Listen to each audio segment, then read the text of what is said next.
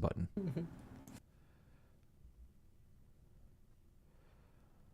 All right. Says we're live, but I'm not seeing the picture in the stream. There it is. All right. Oh, there we go. Cool. Hello, everyone. Let us know if you can hear us or not. The eternal question. We got Mr. Max. We got hope for the best. We got written lies in the chat already. Very nice. Welcome, everybody. Someone said, whoa, congrats. Hope for the best. I think that's Drew. Yes. We escaped the wage cage. Oh, that's right. Yeah, I just escaped the wage cage. But only for a couple hours. Yeah. Honestly, I have to check back in after this. Yeah. Whew. Damn it. Oh, awful. Yeah. Yeah, We've that also has been the... Oh, go ahead. I was going to say, we also...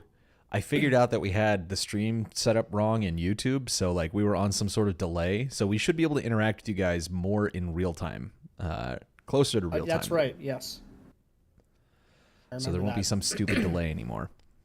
And hopefully, I've said my prayers to the machine god. I've said my incense. Yeah. And, chanted in high Gothic. But yeah, the wage cage is a huge part of the reason. A little bit of a delay this week on the podcast, but we'll be back to normally scheduled programming next week. Next week. We also we apologize. Yeah, it's also like usually like we have an episode kind of in the can like a week prior, but then the wagey life got in the way of that for a little while, so we were creeping closer and closer. And then last weekend we had a game on Saturday. Then I had a game at my place in real life on Sunday. Yeah, and then we were back to work. So it just didn't happen this week.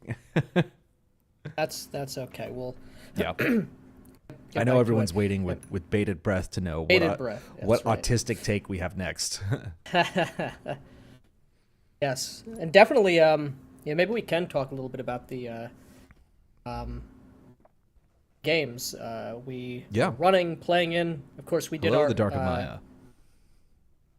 Sorry. Welcome. Of course, our first episode of Blood and Sunshine went live. Yeah. On Saturday. Hell of a time. Loved it. And was very pleased to see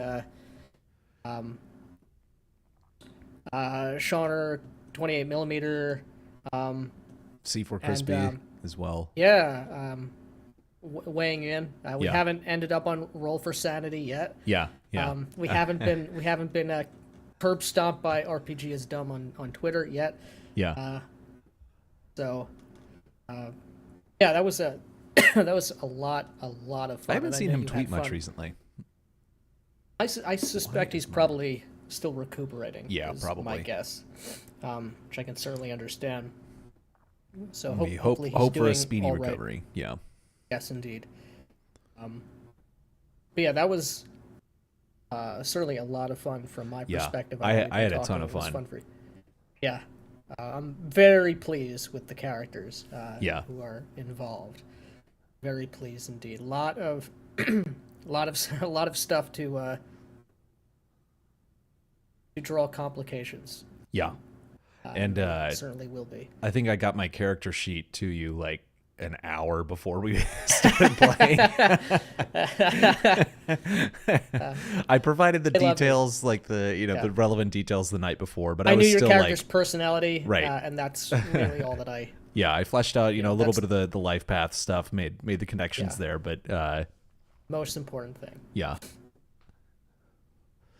I was really pleased. Yeah, me too. I'm really, really stoked. And so no prequels? No, not this time. We just weren't able to manage time for session 0 for this. Yeah. This was sort of a session 0 though, of like getting everybody together and whatnot. That kind of was. I did short mini scenes intros. with everybody. They really were scenes. They weren't sessions, but who knows? Certainly with regards to not only general narrative framing, but with BD software, all sorts of cyber tech. There may be flashbacks. There may be all kinds of things that may or may not happen. We'll see. Yeah, I was already like looking at more cyberware that I want, and that I could potentially use like upcoming with the stuff we're doing. And I was like, fuck, I don't know if I have enough money. That was like the whole point. You're living the cyberpunk life. Yeah, it's like, I'm already I gotta do that next run. I gotta get the next model of synth hair. I need to get the next model of combat tech that's gonna make my reflexes just a little bit higher, because I know that the cocaine isn't cutting it anymore, and goddamn, I got that next project. Yeah, all good stuff. I think the scene of the nightclub at Club Purgatory, how we ended that, I was very pleased with how that ended. Yeah. So it's gonna be a great. Dog's already trying to get under the desk. But so that'll be coming. That went well. I know your in-person Lion and Dragon game went quite well. Yeah, well, I mean, for you, not so well for. Nope. Back up. Keep talking. I'm sorry. The fucking dog. Yeah. The Okay, you can sit down. You had a couple grievous injuries on behalf. Yeah. So the Lion and Dragon game, it went. Yo, it went Steve, pretty well. what's up? How's it going, Steve? Steve is in our Cyberpunk game. Go check it out. Yes, a whole lot of fun. The big bad, or good, depending upon your perspective and his demeanor. Omen, burly man of cyberware. Yeah, Marcus Omen. Yeah, but my Lion and Dragon game, I had my players over. Only one of them has played before. He's played in my previous RPGs. He was part of my crew back in New York. And two more who had never played. So we made characters, and that took a couple hours, unfortunately. Usually, look, I think the next time that they roll up characters will go much quicker. But then by that point, we were just ready to get into the game. So just jumped right in, made something up on the spot. I used a little bit of some material from Cults of Chaos, which is a source book for Lion and Dragon. Oh my god, you already managed to tie yourself up. You are so stupid. Yeah, the Cults of Chaos book has been... It's really good. Really been interested in taking a look at, and I will at some point. Yeah. In the not too distant future. It has a low level dungeon in it that I just I simplified it even more. It's very simple already, but I took it down to basically like 2 rooms, but ran kind of the plot there. The essentially it was like I had a villain, which is basically like a city-born commoner.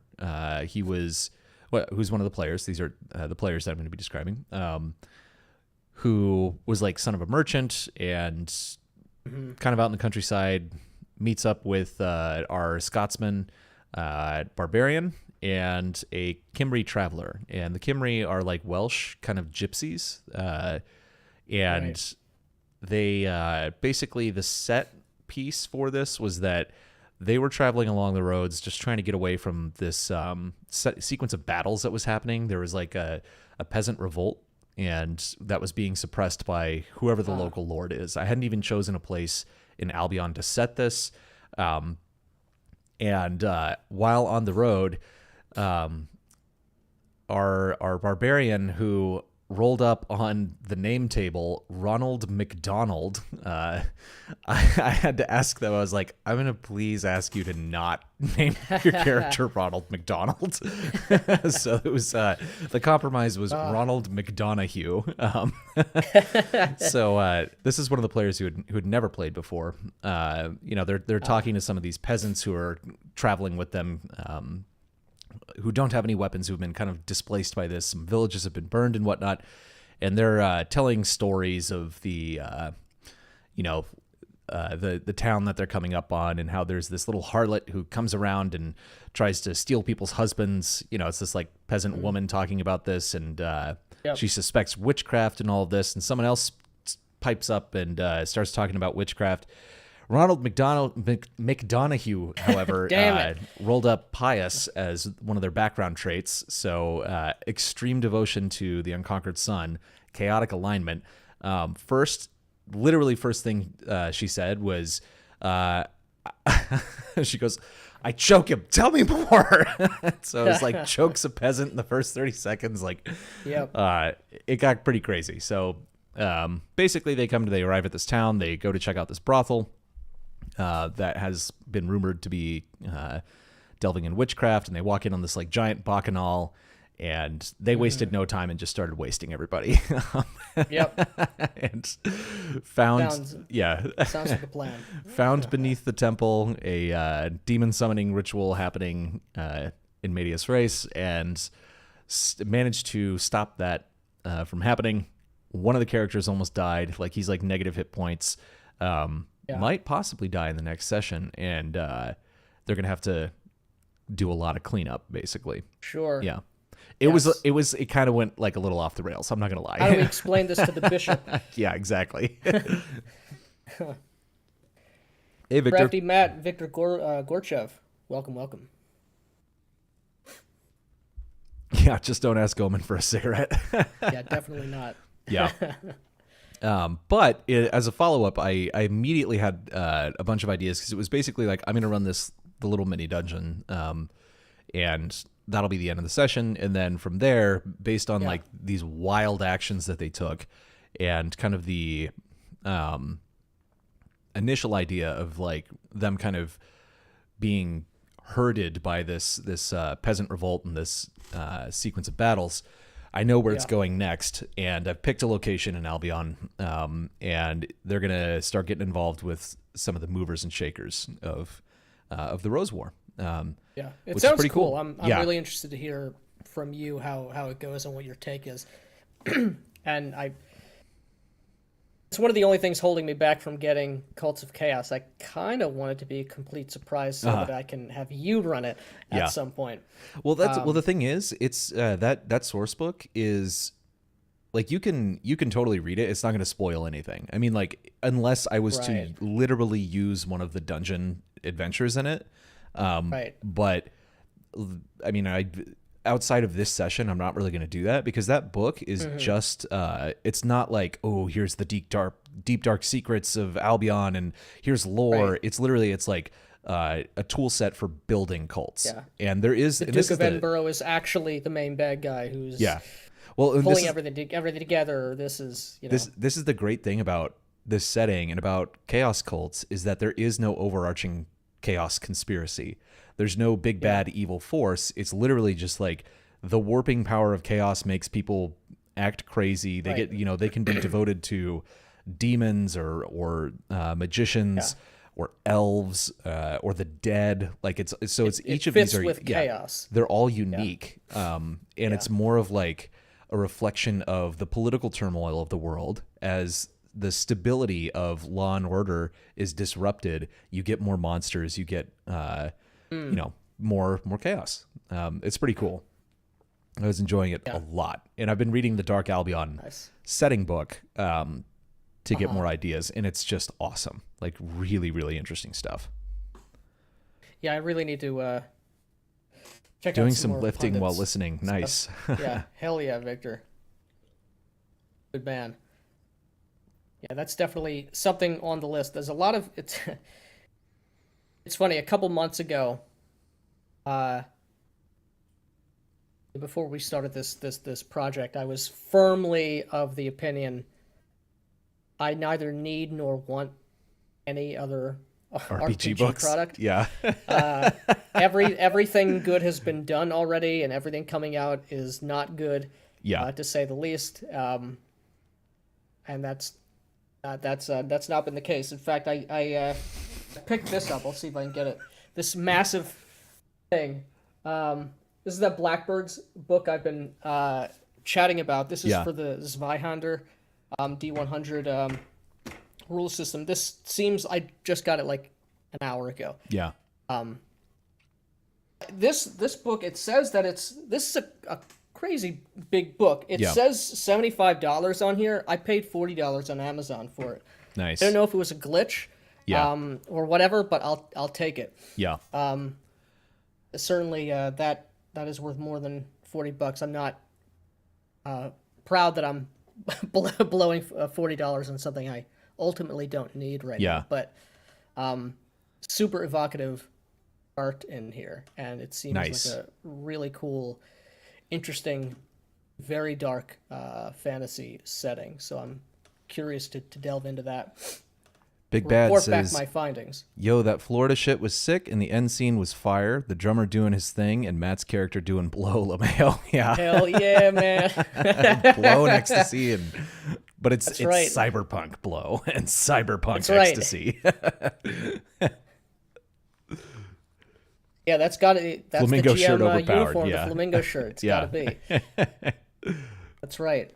I've started wearing those chrome shades outside because the dog chewed on all my other sunglasses. The last pair I bought, I wore them one time, and oh my God, somehow left them on the couch or something like that. And walked back out. Like, it was all over. Yeah, it was like out of the room for like 5 minutes. Came back, I was like, fuck.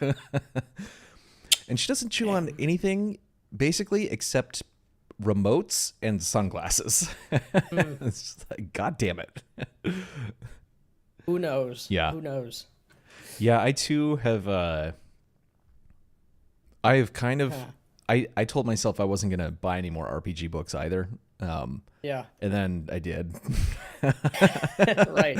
I ordered the first edition Dungeon Master's Guide and got the PDF off of drive-thru. Right. So the physical copy will presumably arrive in 1,000 years, based on drive-thru RPG's history of shipping. But I will say it's I have not read this book yet. I have picked and chosen certain passages that were relevant to like discussions that I've had recently with people. Yeah. It's a lot more interesting than the second edition DMG. Like it's completely I haven't read the different. First edition, but you and I were talking the other day on my experience playing in AD&D second edition. Yeah. And I can imagine that's very true. Yeah, I mean that book was super boring. I think I may have said this before, but I remember when I was really young, I was trying to let my brother I was trying to get my brother to let me play in his game, and of course he didn't want me to be in the game, so he said, "Sure, you can play once you've read this twice," and gave me the second edition DMG. And I tried, and I came back to it years later, and I tried again. And I was like, "This is boring as fuck." And then I tried again when I was like in my late teens, and still was just like, "This book sucks." I'm just gonna say it. That game sucks. Second edition blows ass. It is not a good game. Yeah, I'm not enamored with it, to say the least. The things that what would you say? The lack of some of the problems that later editions added to the equation doesn't mean it's better. They're just the problems of 3E and later. Mm-hmm. We're just are replacing other issues, which from my perspective were already ingrained in second edition. I'm not really. It's not particularly evocative to me. It seems complicated in many respects for the sake of being complicated. Yeah. And I'm not talking about THACO. I get that. The initiative, and Steve can perhaps attest to this, the initiative system speed factor is infuriating to deal with. There's just not enough flavor. Yeah. In my opinion. Yeah. So Steve says, I think I'm going to back Knave 2E and Flesh Pit National Park RPG on Kickstarter. Yeah. Didn't you back I consumed. I did consume, and I backed Knave. And again, I don't think it's going to be necessarily a game that I'm super interested in playing, but Questing Beast really knows his shit, and I like his channel. The art looks really cool. Yeah. Like, I really like the art style on it. It's one of the reasons I backed Shadow Dark. But it also, listening to a couple of the people who have seen it already talk about how really it's like a kind of a toolkit for world building and fleshing out like an adventure zone or like hex map, things like that. Like I'm very interested in it from like a game design perspective. Yeah. But I doubt I'll play it. Let's see. I am interested in like whole Twitter and YouTube dialogue regarding random encounters and tables. I'm really interested in visiting or revisiting, as the case may be, either some older games or some OSR games or other games that involve like overland travel and hex travel. I'm curious about that. I really do like the idea of exploration. Yeah. Well, I mean, that's what those games are built. That's what they do. Like that. Yeah. That is the point of those games. Right. And I've certainly been guilty of just like skipping over travel for a long time. So I am gonna, even like, and I'm starting with this Lion and Dragon game. I am gonna be running random encounters. And that's the cool thing is that the random encounters in Dark Albion, they're varied and they're not just. It's not just random monster encounters. It's like encountering like caravans or knights errant, or maybe you run into some clerics, and like there's a bunch of different stuff. So again, I do think it depends on the quality of the tables that you're using. But Pundit had a point. I don't remember what book it was in. It might have been this book. It might be Dark Albion. But he said basically like the reason you rely on random encounters is because you're not as clever as you think you are. And if you want a game to continue, like the best way to do it is to base it on history. He's not talking about historical events, but to treat history your game as it pertains to that world. Right. And history history has randomness in it. It has weird things that happen. And that's going to be more interesting than simply the things that you come up with. But I will say, and I think he would probably agree with this, that doesn't mean that you don't come up with interesting things on your own too. Yes, yes. There is a marriage between these concepts. They don't have to be completely fucking separate. Right, they're not mutually exclusive. Mutually exclusive, exactly. Oh, Max had a great tweet on this, maybe just a day or two ago, where he was like, if you think that role-playing games are, just relying on tables and letting the dice decide everything, or, this railroad narrative campaign thing, you're truly missing out on something, because there is a third position, like it's not right. And I think we alluded to that last time, in that the 100% in either direction is ultimately impossible, and it is missing the point. Right. And he's absolutely right about that. Yeah. The language of the High Gygaxian is interesting. I'm assuming that's in regard to the first edition DMG. It is. I mean, it's like the writing style is so much different than the 2E DMG. Like the 2E DMG it's just fucking boring. But this is like you're peeking at Gygax's notes. Like it has personality to it. I'm sure some of it is going to be fucking boring, but no doubt. But at least there is some interesting stuff there. What happened to RPG is dumb? He had like a big health thing. Yeah, like injury a couple months ago. He's been doing like surgeries and stuff. So I don't know. I haven't seen him, he was on Twitter and now he hasn't seen to post anything in a while. So I hope he's still alive. I'm sure he'll be back. Max says, I think I'll back Knave as well. I need to check the price. It was not bad. It was for the physical copy, $35. And then shipping will be on top of that. it's a great deal for a physical product, and one that seems to have the production value and art that Knave does. I want to see all the random charts in Knave. I do as well.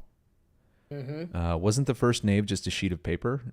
I don't think so. I mean, it's like I don't know. It's on our I thought it was Drive-Thru a book. RPG. It's like $3. I'll probably get it. Maybe there was a quick start on like one sheet or like a reference.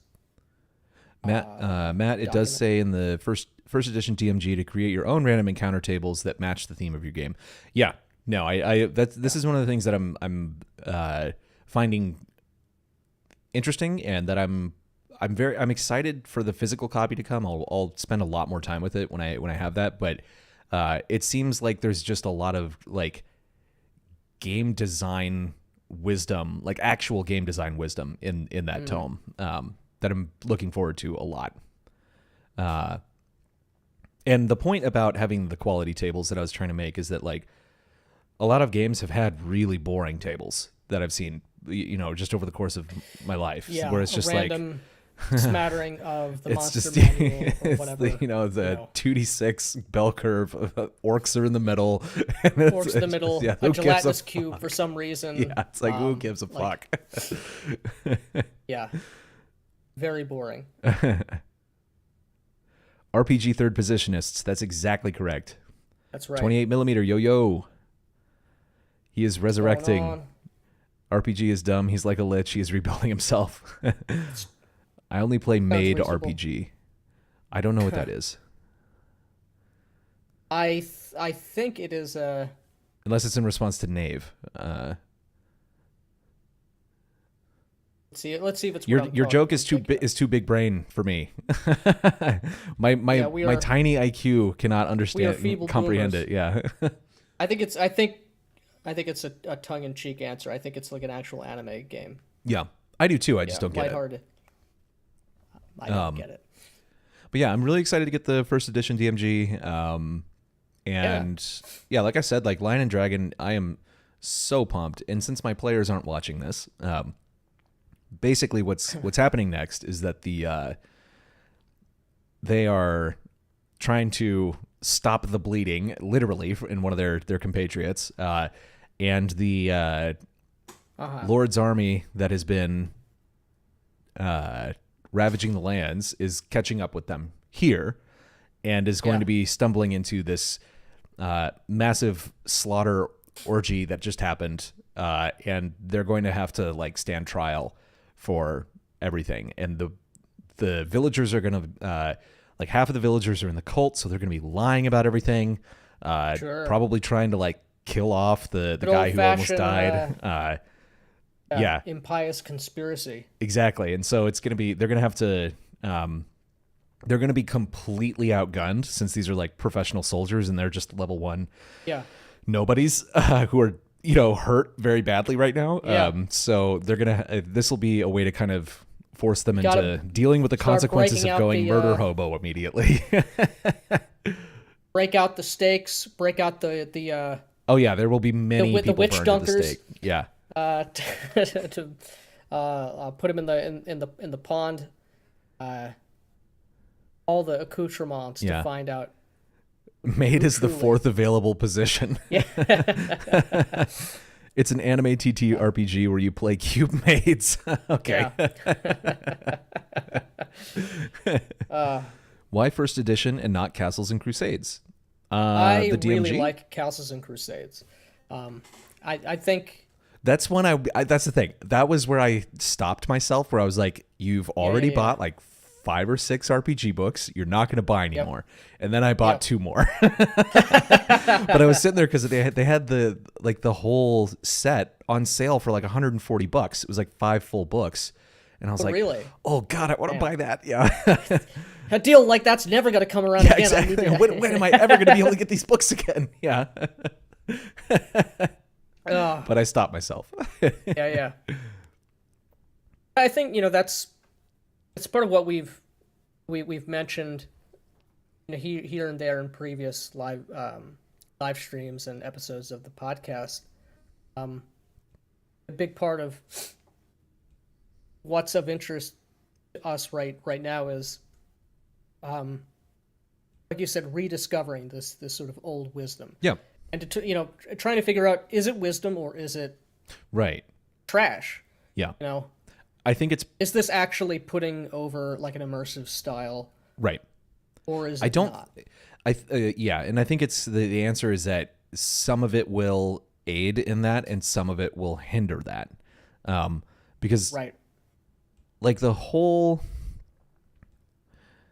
game was originally kind of based off of exploration and dungeon delving, going into these tombs and in like a pulp setting, and that's fun and can have its place, but that's not why I like role-playing games, right, or that experience. I think you would. That's not what that's not the primary thing that I want out of the game, It's not the primary thing that we want out of the game, and that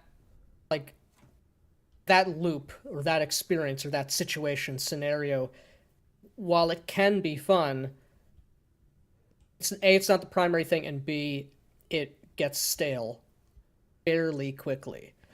Yeah, it would for me. If you're doing that again and again and again and again, and that's sort of like the majority of what you're doing, or you're going from dungeon delve, doing overland travel, to another dungeon delve, and maybe having a nominal stop at a town or a village to sell things, but ultimately what you're doing is going from dungeon to dungeon. Yeah. And I'm sure that like, I don't know, the perspective on our games would be like you're going from like social encounter to social encounter. Like they'd be like, who fucking cares about that, Yeah. This is very much like a thing of just like different tastes in what you want out of the games, I think. Right. And I think that I don't know.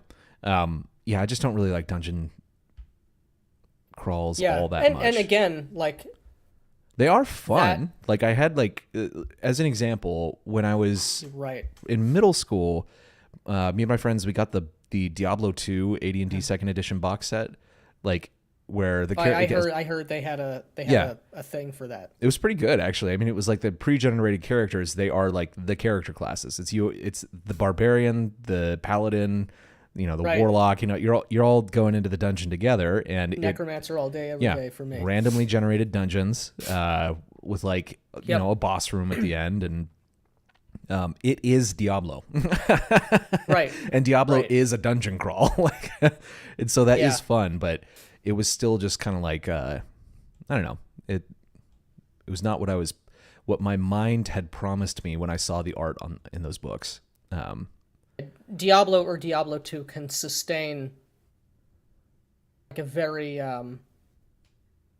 limited but addictive gameplay loop. Well, that's the thing. Much longer than a tabletop RPG, because you're seeing bells and whistles. You're having number go higher and higher and higher and higher. More enemies. But that's kind of what you're doing in the tabletop space. It's just. Yeah.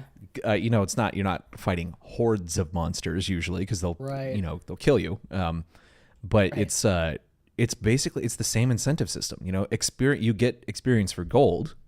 So like, I don't know, like fight them. Right. And I get like that. The thing is, I don't think that that's a bad player incentive in terms of that game, that style of game. I get why that incentive works and why people like it. I don't like it, because I've said this before. It has nothing to do with the character's motivations. It's about the player's motivations in most cases. I want those to be in sync. Right. I think a huge part of the disconnect, the antagonism, whatever you want to call it, is the vocabulary. I think most people don't consider defining a genre as what's of most primary enjoyment to them.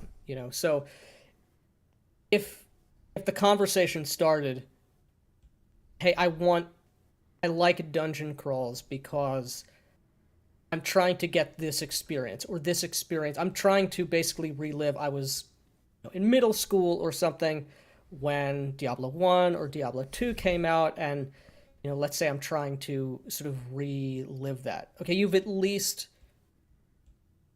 explained what you're going for and the avenue that you're taking to reach it. I can at least understand that. Now, maybe we would have a conversation as to whether or not, okay, if you're trying to do like a dungeon, a beat 'em up sort of a thing through a dungeon environment, maybe these rules or this system does that better or worse, but we'd at least be talking about the same thing. Mm-hmm. I think it's like I'm doing the tabletop hobby or I'm doing Dungeons and Dragons without the awareness or the vocabulary to suss out, I'm really actually trying to do this thing.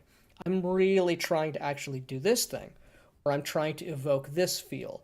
Or I'm trying to inhabit this genre. So I've used the example before, I know, with you. I don't know if I've used it on the channel or not, the idea or the analogy that volleyball, tennis, and badminton are all games with a net and a projectile going back and forth. But if we were talking about sports, nobody would ever get those games confused. In the tabletop space, Dungeons and Dragons is the word for, a game, the game with a net and a projectile and two sides. And so everyone's using the same thing. It's unwieldy language. Yeah, no, I agree with that. We should catch up on the chat. Yes. Ask Nick why he bought Blue Planet. I did pick up Blue Planet. The actual reason I picked it up is because I had to get character sheets printed out at the game shop, and it was a huge issue apparently to even do that. So I wanted to pay it forward. But I've been curious about Blue Planet for a long time. I've skimmed through all of them. That might be something I do at some point. Yeah. When I do a sci-fi game. Wait till you guys get to 1-to-1 time. During downtime, time moves in real time, meaning if a week goes by between sessions, a week in game goes by. Yeah, I'm not doing that. Yeah. I'm not doing that. Yeah. 74 books later. PCs have training times. It may be 2 weeks with a trainer before you get to level, meaning 2 real weeks have to go by before you can play that PC again, meaning each player has multiple PCs. Yeah, okay. From that perspective, I get it. The thing is, it's like... Right, a troop-style play type thing. And I tried to get my players to make 2 characters in Lion and Dragon this last weekend, assuming that someone was going to die, and someone almost did. Yeah. And it just took now I think they could sit down and make 2 characters very easily, but it just took too long the first time. One of them might have to play another character, though, because right now he's unconscious, and I'm not sure he's going to wake up in time for the adventure to pick back up again. So no, I do get that. Okay, and yeah, I understand. If you're playing like a rotating series of characters, the 1-to-1 thing makes sense, but I'm not doing that with like just a core group of like we're all playing one character. Or if what you're doing is I know people, I'm sure people still do it to this day, but I know groups, it seems like it's more prevalent in the 70s and 80s, but have a group, and on Thursdays they're playing these characters, and on Sundays they're playing these characters, and they're in the same world, but they're not necessarily related in any way. It's basically and you might actually have in the same world, competing players in the same world as well. So it's like you'll have like Wednesdays is one party, Fridays is the second party, and if one of them clears out a dungeon before the other one gets there, you don't tell the other group that they cleared it out. They just show up, everything's dead, and all the loot's gone. And so it ends up like, making the antagonists of the game. It's a really fun idea. Yeah, it is a really fun idea, except that you'd have to play with a bunch of normies. Right. This sounds like a great experience to have taken place in college. Yeah. And yeah, exactly. We're both too old for that. It's an now. experience that exists in my mind as this like incredible like fantasy of just could never be pulled off in real life with me, because I would just end up I won't play with normies. I will not play with normies. I've stopped doing that, and I will never go back. I can't do it. Both got better. Yeah. Let's see here. Steve. Which is exactly why I keep on the Borderlands is the most played, mind-numbing experience of all modules. Agreed. Love Diablo. I also love Diablo. It's one of my favorite games ever, but it's not a role-playing game. Yeah. Diablo 1 is greater than Diablo 2. I have actually never played Diablo 1. I need it's to play great. it. I've only played Diablo 2. I like the aesthetics of Diablo 1. 3 and I regret playing it. Yeah. I like Diablo 2, but I prefer Diablo 1, and I definitely prefer the aesthetics of Diablo 1 as well. Yeah. Remember, the game starts as a dungeon crawl. Then you carve out a piece of the land. You protect it. Your high-level PC becomes a patron over a domain. Lower-level PCs work for the high level, etc. Yeah, no, I know there's more to it. Like when we're saying like you're just going from dungeon to dungeon, like yes, this is a little hyperbolic. We are oversimplifying things, but that's also the majority of what I think the gameplay is. Yeah, I question how many people reach that level. The thing is, like, I don't see it. I don't see it as much either. And the idea that like you're going from like doing multiple dungeon crawls and all this stuff, and then all of a sudden you're transitioning to this like, oh, you're at court and you're dealing with like outside political enemies and everything like that. Like maybe you do play that way. Like I just have a hard time imagining these like I get it, cool styles of play that are described actually materializing based on the evidence of the games that I've seen in real life. That are always bad. Right. It's not because like it's not necessarily because of the system or because of the this style of play or whatever. It's just because of the players. It's because almost everybody sucks at these games. And agreed. Which is why I don't play with randos, because I've seen randos running games and they're so bad, and I don't know, I just can't do it. Anyway. Agreed. All right, I'm debating spending money on Frostgrave, Rangers of Shadowdeep. Then I'll be able to stop spend hundreds on books and start paying thousands on minis. No. That's how they get you. That's why we don't play with minis. I mean, that's one reason. High-level PCs start doing mass combats against other domains. High-level PCs start doing more social play between kingdoms, courtly intrigue, etc. Yeah, I'm just, if you're able to do that, then that's awesome. I just find it very suspect because I've never seen anybody get to that level. The problem is that I see so many games when people are like, this is the best way to play. And it's like, it's the Dr. Demento sketch. Right. And I can't. I also don't. Oh, go ahead. Sorry. I can't. It's hard for me to, having seen so many bad games, to imagine this actually happening, the way that some people describe it. Yeah, and even though, again, I've never played in that style, so maybe we're wrong here, but I understand that some of the things that we would perhaps consider more immersive, or not even necessarily more immersive, they're just,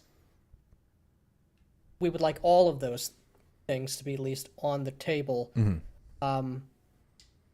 Again, verisimilitude notwithstanding, but even though the rules are spelling it out, okay, low level play is sort of dungeon crawl, then you get into domain play, mass combat, going on campaigns, social courtly intrigue. I don't, even that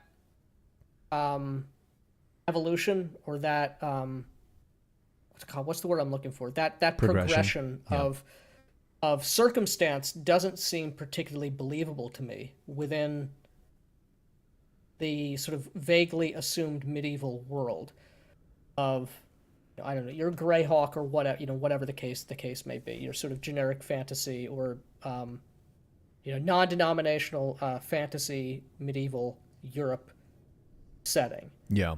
I will say it's a more interesting planned progression of how the games go than how, and I haven't read the fifth edition. It at least takes it into consideration. Yeah, and I haven't read the 5th edition DMG, but we've talked about how like once you get to like 6th or 7th level, even in older D&D games, once you pass a certain level, like there has to be a genre switch, because you're just too much of a fucking badass. It's like that's a big thing in its favor, because that is really a genre, a tone shift from dungeon crawl. And that's what I'm saying. Like that progression, like that actually, like it does make sense to do that, because I think they recognize that, once you just become super badass and get resurrected all the time, like it, like who fucking cares anymore? And it doesn't have the same sort of impact that it does with lower level characters. Whereas like now you have people watching, again, I'm going to bring up Critical Role, but those characters get, to like almost 20th level, I think, in that show they make. And they're just sitting out there adventuring and like taking, getting in combat and shit. And it's like they're superheroes. Yep. Like that's. Yeah. And they started off as nothing, and now they're literal superheroes. And it's like, okay, that's kind of fucking stupid. That's just not for me. Yeah. And shouldn't be for you either. This is why old school D&D eventually moves to patron play and stuff. You start building kingdoms and running armies, high level. Blah, yeah. Okay, so we got that from. And as Victor says, those lower level PCs might be commanders in the armies controlled by higher level PCs. Yeah, I mean that's a much more interesting idea than Critical Role. Yeah, I think you guys all agree with that. I just said something very controversial, didn't I? How brave of me. No. Thanks for joining the chat with Shauner and I. Player pacing and roleplay. You guys have any advice? On our live stream. It was a good live stream.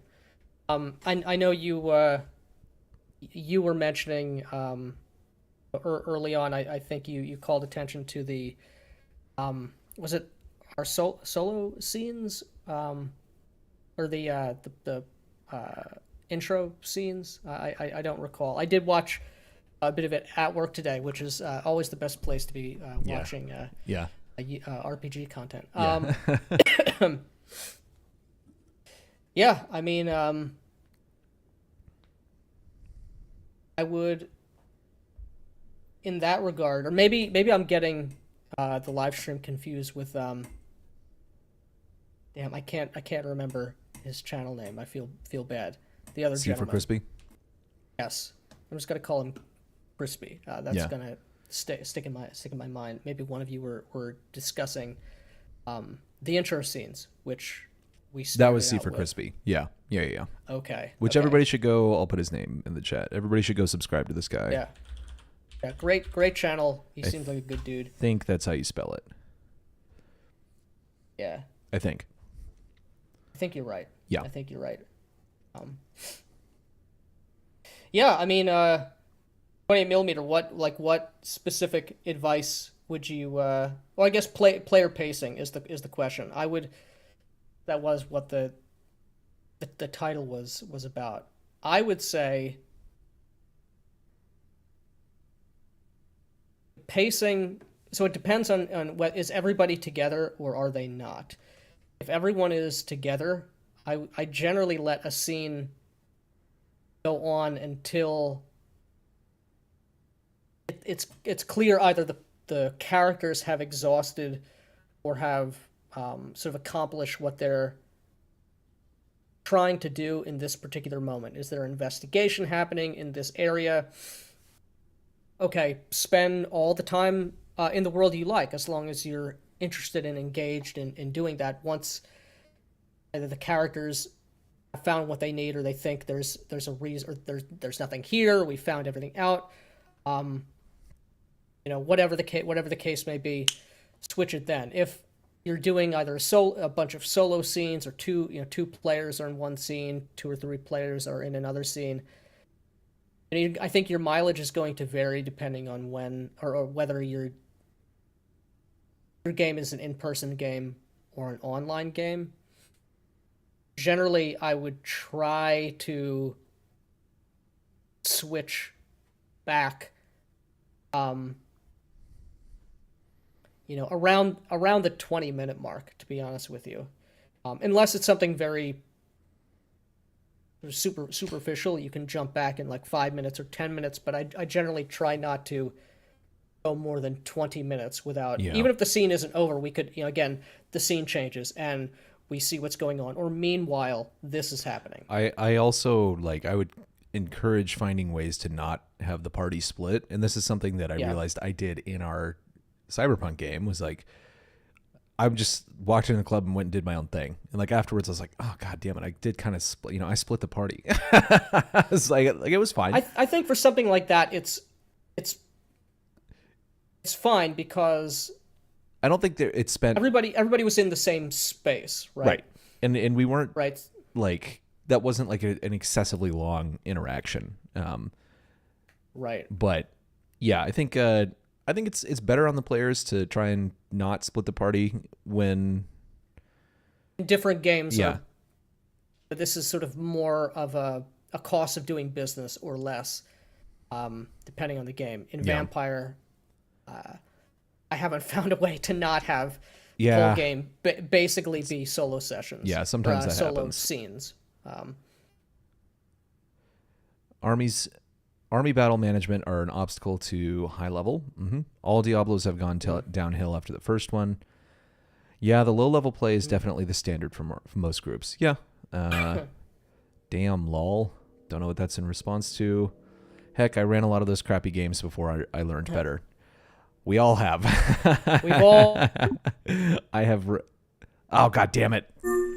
Son of a bitch. All right, give me a second. Nick just died. Let's see if he's back.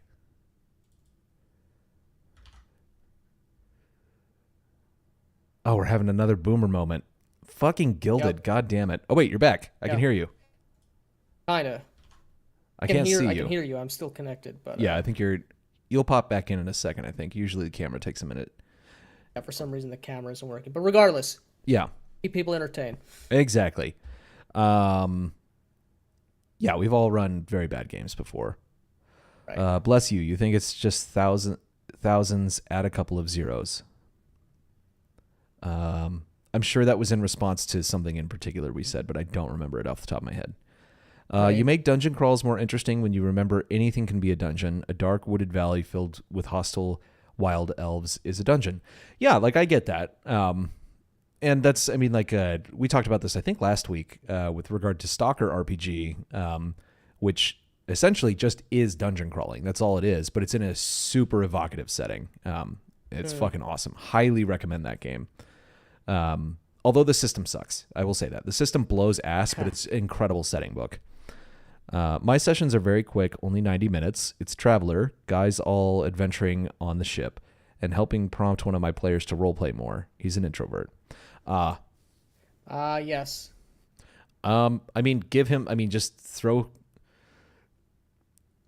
situations is what I would say. Yeah, throw more conflict at him. And right. And that's about all I can say. And try and have these situations be, again, take it with a grain of salt or use as needed, but have situations or complications that particularly relate to that character's skill set or background or expertise or whatever the situation is. So in the moment, in the scene, well, he's really the subject matter expert or the best person to rely on or take advice from. And so, okay, you're the pilot. This is a I don't know, a navigation or a mechanical issue with. I don't know the traveler terminology with the throttle of the ship or what have you. Yeah. Steve says, and in the club scene, we as the other players knew the scene was going to split, and we were okay with it. and it was the natural thing to happen. I agree. Yeah, I don't think like it like fucked up the game or anything like that. I was just kind of like mentally like, oh yeah, should probably stick together more. You know, like when it's merited. I mean, yeah, solo scenes are good too. I'm not against them. Right. But you just don't want that to be a solo session while the other players are sitting out. You know. Love tech issues. It teaches you tolerance. Dude, I have run out of tolerance, especially with tech issues. I'm like, fuck this. I'm so done. It's made me more hateful. Yeah. Is what it's done to me. The 1,000 remark was in relationship to the cost of miniatures. Yes. Yeah. Well, just get a 3D printer. The thing is, like, there you go. So my brother got a 3D printer because he's into miniatures and all that. And I don't remember how much he spent on it. It was like a fairly good 3D printer. The minis that it prints are like awesome. They are not shitty looking, look like they were printed by a 3D printer. Like they look like high quality stuff that you would buy. And at that point, it's like, you know, pennies for per mini. It's just the time that it takes to print them. Yeah, for sure. Or even I imagine that there are a ton of people out on like Fiverr and Upwork who will like 3D model your character, or I need a bunch of, even if they're just D&D monsters, I need a bunch of lizard men, but I need them wearing these types of headdresses and these poses, or I need a female orc or something. Yeah. You know, there's tons of artists who will draw your D&D character for you. On Fiverr, like, I love this is Victor saying, I love apocalyptic dungeon crawling. I wrote my own Stalker ripoff. I mean, hell yeah. Why wouldn't you? I mean, it's such a good setting. I encourage everyone to do that. Conflict, he will get. Thanks. Yes. Nice. Yeah. Canuxarum says, how do you find the straight 1d10 rolls in Cyberpunk? Any gun combat with lethal damage? What did you like about the system? What was lacking? So we didn't get into any combat. And soon. Yeah, I'm sure that's on the way. I was half expecting to get into some sort of a fight at the club. Maybe we still will. But we didn't get into combat yet. The 1d10 thing, it was fine. I mean, it was just like it's literally like most games, you know, it's attribute plus skill plus a roll. Yeah. So I think that was I had no problem with it. It's very I know Shauner hates the D20. Like he literally just hates the die. I don't know why. But I didn't have any problem with that. No gun combat with any damage whatsoever. And what did you like about the system? What was lacking? I actually really liked that Cyberware was just literally like you pay the money, and if you're already playing the game, you have to go and get the surgery and everything like that. Right. There's things with it like that, but there was not like this is the system of using cyberware, and there's this giant set of mechanics surrounding it and all this shit. Right. It's literally like no, you paid for it. This is what it does. It's like awesome. What it does. Simple. It's Love part it. of the fabric of the genre. So it's mechanically treated that way. Mm-hmm. Largely speaking. Yeah. Exactly what Nick said. Toss the new guy and introvert a scene where he is the total star of it and the expert. Let him wax poetic for a second. Or let him get everyone killed. Why not both? Yeah, why not both? Well, that's how StreamYard makes its money. Angry streamers. Gotta head off. Catch you dudes later. Looking forward to chatting on Natural Ones. Yeah, absolutely, man. Hopefully later, next man. Monday. Or this coming Monday at this point. Yeah. Yes. Good to see you, Victor. Absolutely. Yeah, wow, we caught up with the chat. Yeah. Now. Of course. Yeah, definitely, man. Yeah, we'll certainly be putting the combat rules through their paces and hit point rules, and we're all going to learn how important armor is in in Cyberpunk. Killing the party is a great way to force a player to roleplay. No one else is alive to be Big able to true. talk. Yeah. A real Giga Chat play. If you kill if you kill everyone else, you're the only one who can roleplay. The scene is yours. Nice. Love it. It's a Chad move. It is a Chad move. It is the Chad move. That is for sure.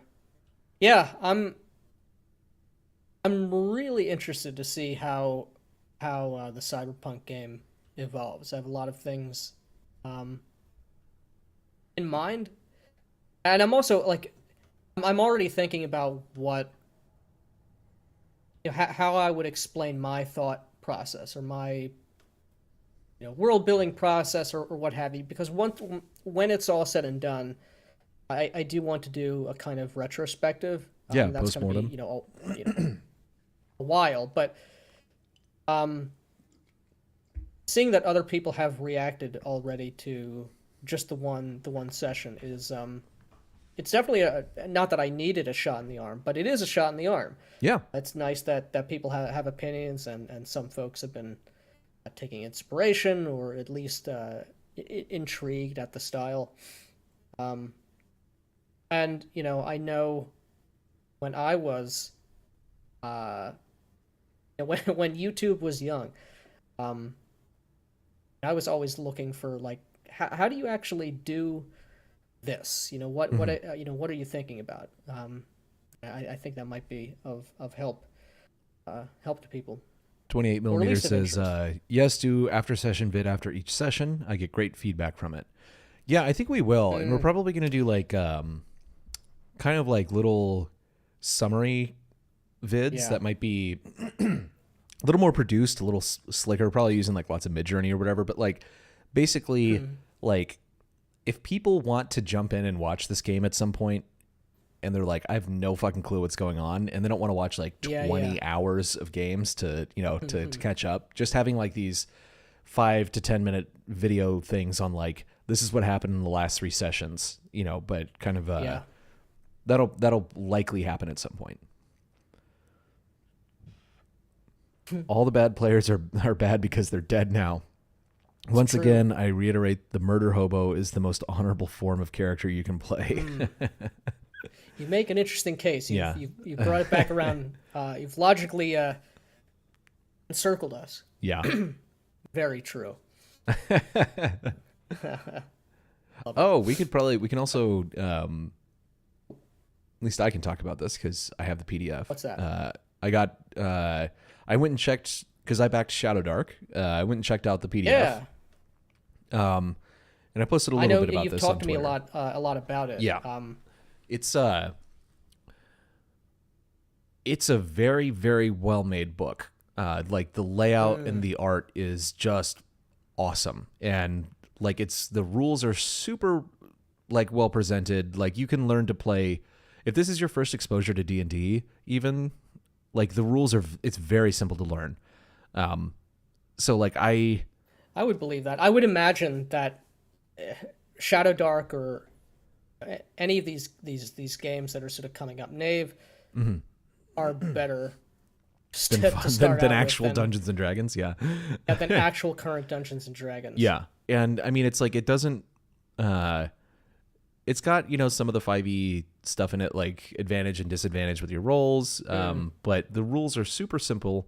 And I think it does, and I've only skimmed this.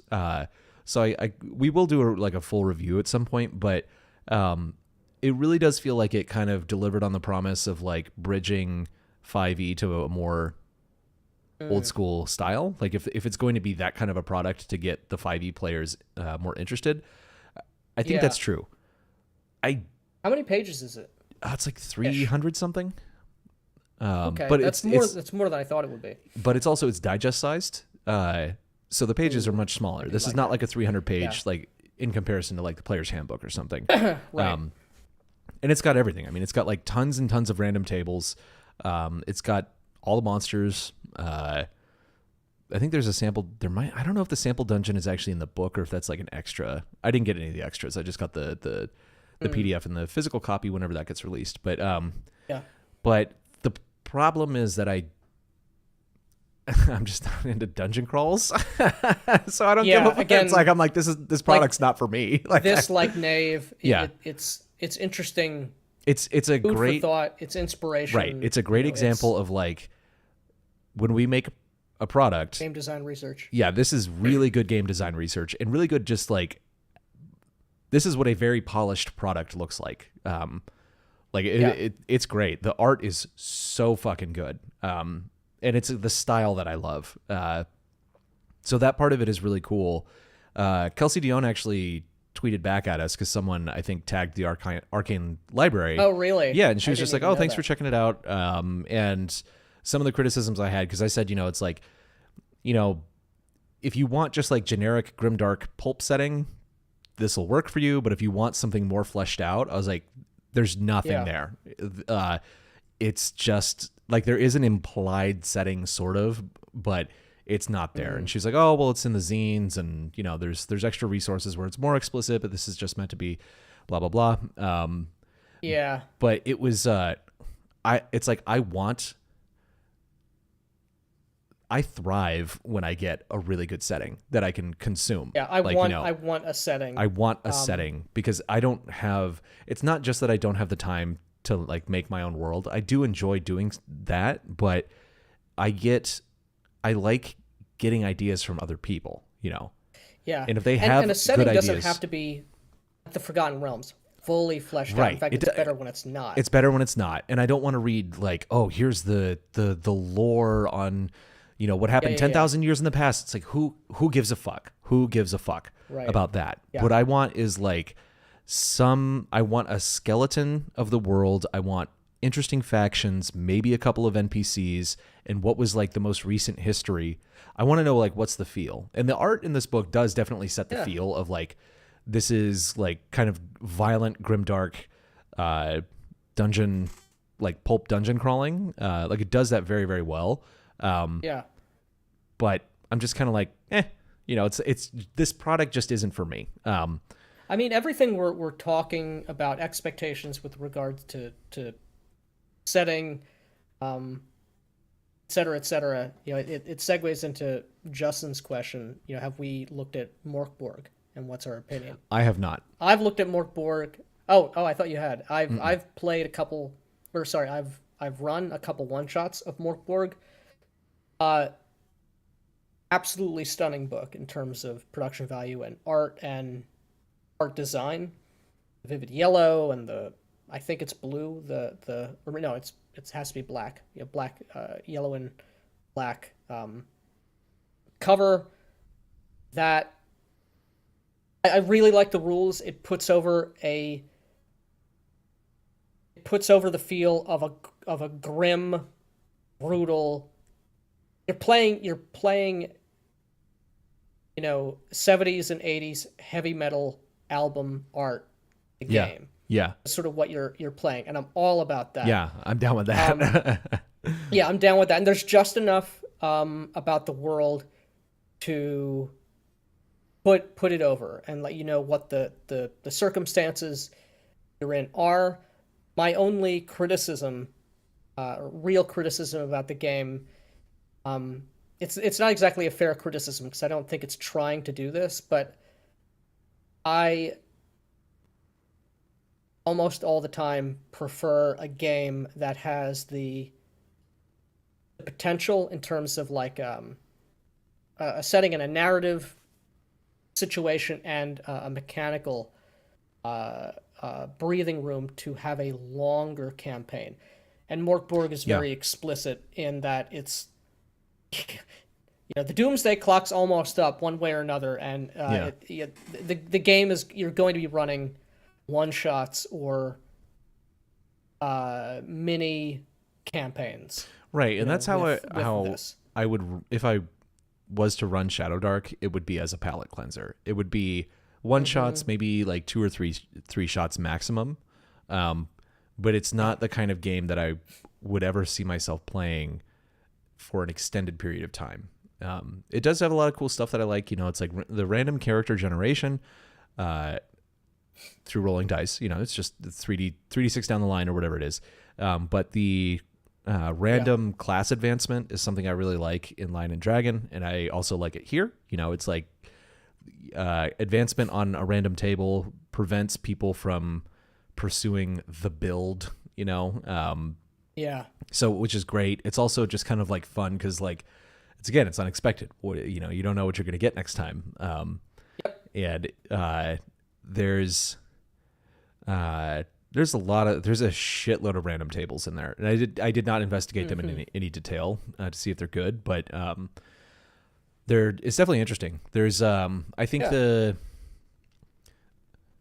the hate that this product got from a lot of people was completely unwarranted, and the fawning over it outside of the art, which I think does deserve to be fawned over, was also not deserved. Like it's a very good product. Like it is a very, very good product. I will say that. But the Garabays of the world who are saying, this is like the most revolutionary thing and she's Hollywood ready and blah, blah, like that's just crazy. But that's Garabay. So I mean, what are you gonna do? There's only one reason for people to be fawning, and I think it's also the case there's only one real reason for people to be overly upset or vitriolic about it. Yeah. And I think you're right. It's female creator on the one hand, or jealousy from, at the prodigious amount of financial success. Right. And it happened at the perfect moment, Let's see here. I don't mind anyone making money. I don't either. I'm all about it. Get the bag. Secure the fucking bag. Table Story has a hilarious Morkborg actual play. We'll have to check it out. Steve says, y'all make a system and let's use it for Sunderhearth. Lol. Hell yeah. That's is that a homebrew system that homebrew setting? Nice. Maybe something Mr. Steve will make into reality at some point. Yeah. Maybe not. I don't know. I'm not promising anything, but I'm also excited if that was on the table. But hell yeah, Steve has talked to me a fair amount about it. We even did a brief sort of prologue in person a couple months ago. So very cool. If you want a setting, you need to check out Hyperborea 3E. It's on the list, but again, it's like on my list too. Things, I had to stop myself from, in quotes, buying more products, even though I did. But I'm trying to at least slow the purchases of products. That's on my list, and a game. I get the sense that they're very similar, at least in terms of like the feel. And I know DM James talks about it a lot, or whatever his YouTube channel is now. I think he changes his YouTube name every 5 business days. Uh-huh. So there's Hyperborea and Adventure Conqueror King. I'm very interested in both of those games to see how they do a kind of sword and sorcery deal. Check out the Alexandrians system for creating hex crawls. It has fantastic advice for creating small-scale campaign settings. Yeah, I mean that is stuff that I am definitely interested. That's His one of the blog things is that amazing. One of the things I'll have to follow that. That's one of the things that got me most interested in backing Knave was that is those tools. I do find that stuff very interesting. And yes, the more localized the campaign, the better. Ever since the days of Greyhawk with its 30-mile hexes, so many DMs start too big. Smaller is better so that the players can be invested. Yeah, I agree. Yeah. I definitely agree. I would say so.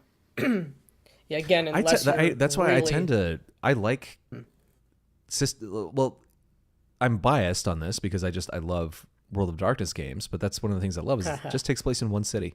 It's all local, and there's plenty to do. There's plenty to do in small spaces.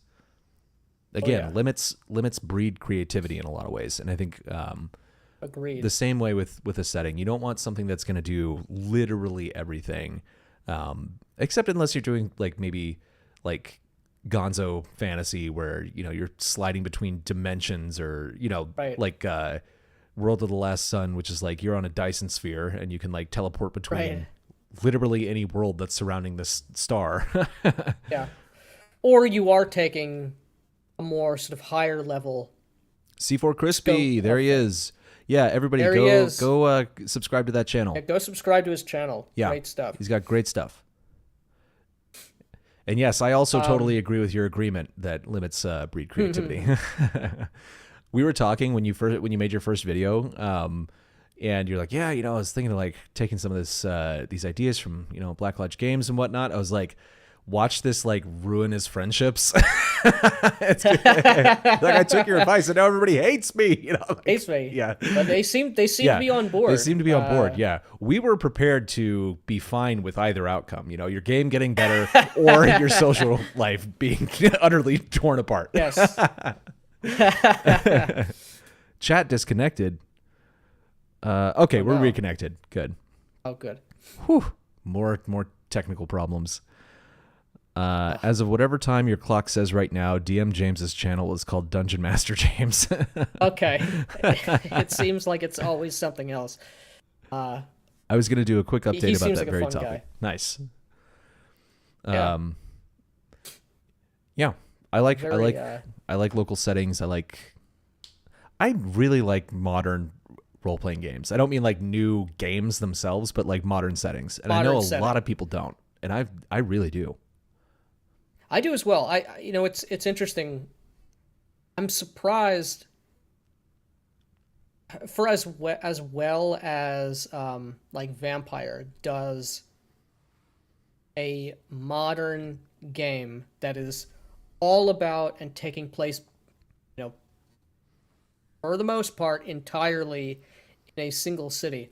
I'm surprised that hasn't been translated over into like a fantasy game. I can't think of a fantasy game that puts over a medieval or a fantasy, whether it's low or high, fantasy city setting with the assumption and all the tools and all of the things you need to know as a GM and as a player to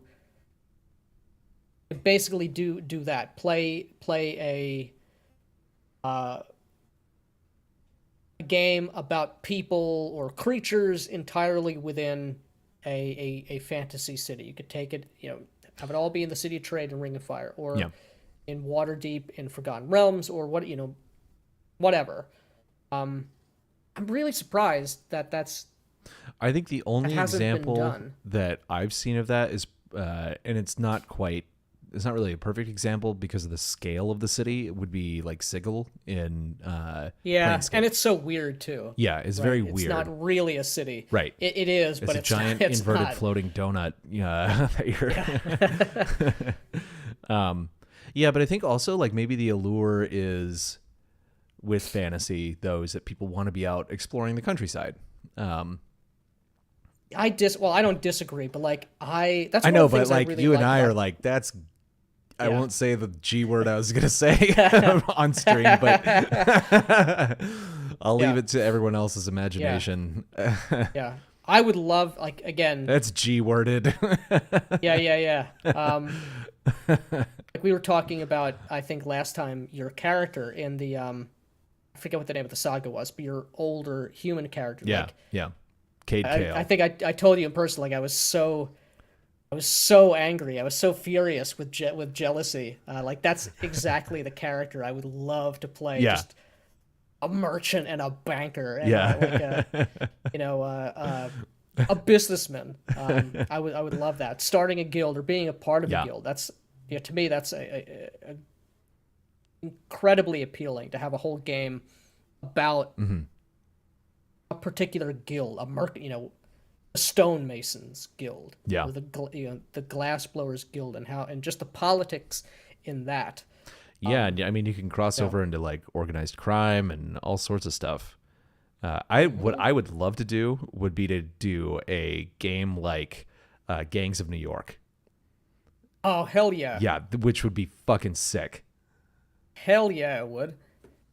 Yeah, that would be awesome. Yeah, it'd be so badass. I don't like modern settings. Not a fan of sci-fi either. It's from Mr. Max. Fair. I do. I like all those things. A fantasy game called The Spire might hit those marks. I've only glanced at it. I've played. Fillmore also says briefly Spire. played The Spire. I couldn't get into it. It might have been just that the art style really didn't. It rubbed me the wrong way for whatever reason. That is something I think in terms of for me, that's a big thing. Product, like success or failure of an RPG product is like almost contingent entirely on the art. Yeah. Because if the art sucks, nobody gives a fuck. Like nobody gives a fuck. Yeah. Like, I certainly don't. Yeah, and it's a really hard thing for me to. It's hard to overcome.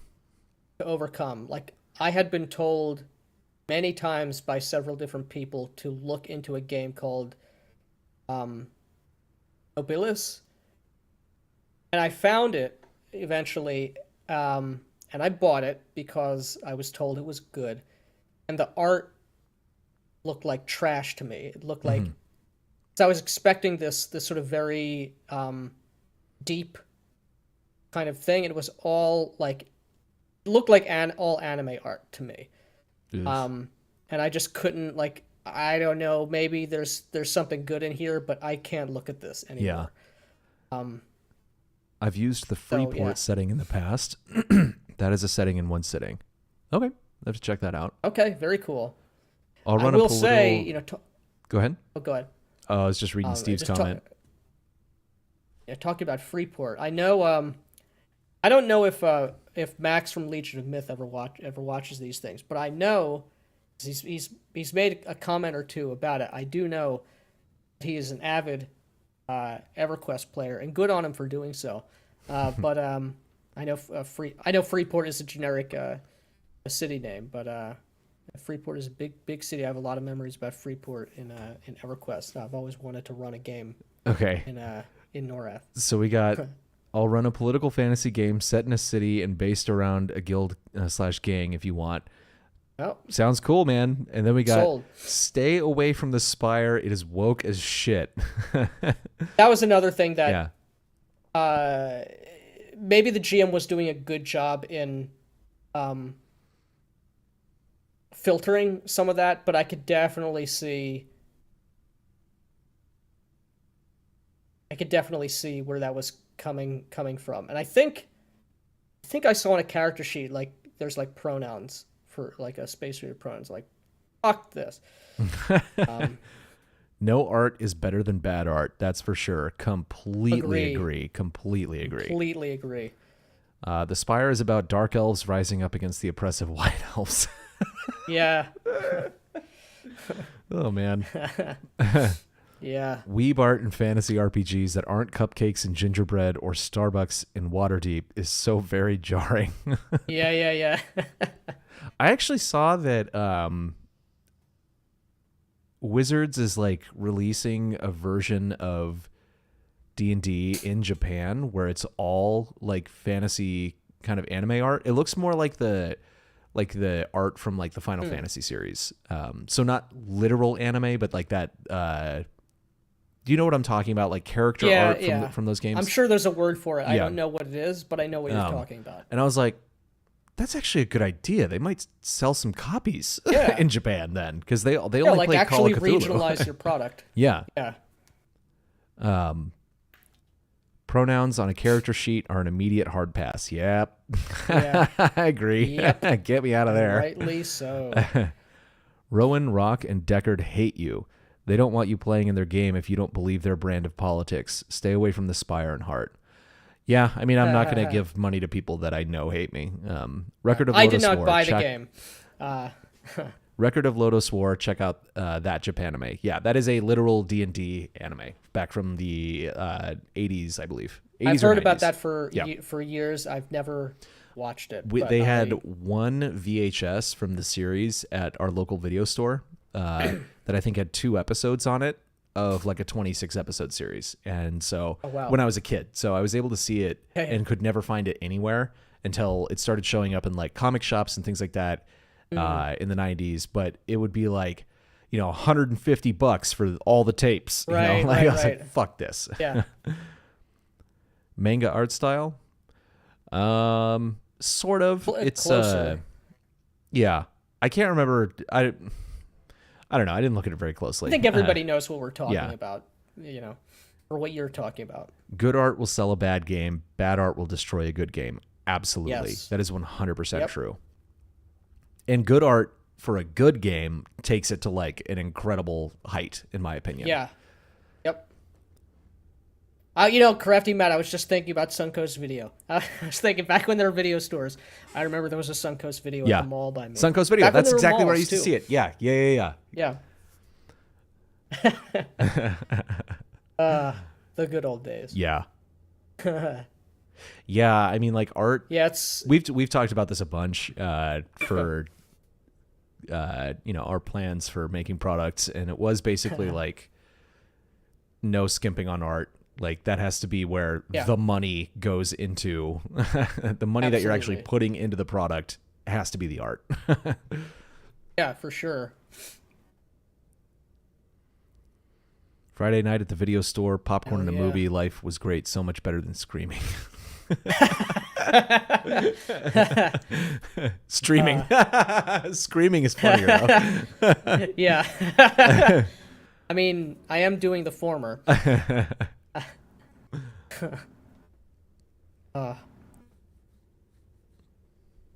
Harmony Gold. Yes. Yeah, and Canuck, it is sad that the Spire and other games are so woke. It's also it's sad when a game you can tell a game is really good, really interesting, but the infection has sort of seeped in. Yeah, I mean, it's like these people just suck. Like they literally, it is their worldview has infected any bit of happiness or enjoyment that they can pull from anything, and they think that has to be your life too. Yeah, fucking hate them. I think I sent you the the photo I took of the